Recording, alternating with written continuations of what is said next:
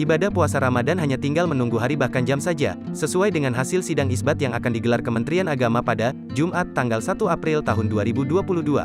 Hampir semua umat Islam dibuat senang dengan datangnya bulan suci yaitu bulan yang penuh berkah ini, tak terkecuali Iris Bella. Meski kini ia tengah dalam kondisi hamil, istri Ahmad Zhoni tetap berniat menjalani ibadah puasa. Karena menurutnya tak ada hal yang menghalanginya untuk tak berpuasa. Insya Allah kalau misalnya kuat pengin ikut puasa juga, enggak ada halangan untuk bisa ikut puasa, ungkap Iris Bella di kawasan Jagaraksa, Jakarta Selatan dilansir dari Kompas, Jumat, tanggal 1 April tahun 2022. Tak hanya dirinya dan sang suami yang berpuasa, kali ini Iris juga ingin anaknya Air Rumi, belajar untuk berpuasa sejak dini agar terbiasa ke depannya. Untuk puasa sudah dipersiapkan ya, kami pengin Air ikut terlibat juga. Kayak di saat kita buka puasa, mungkin ajak juga sahur, supaya dia belajar, beber Iris.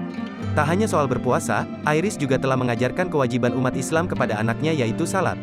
Iris Bella berharap dengan apa yang ia ajarkan kepada sang anak Sapat membuatnya menjadi anak yang soleh dan taat beribadah.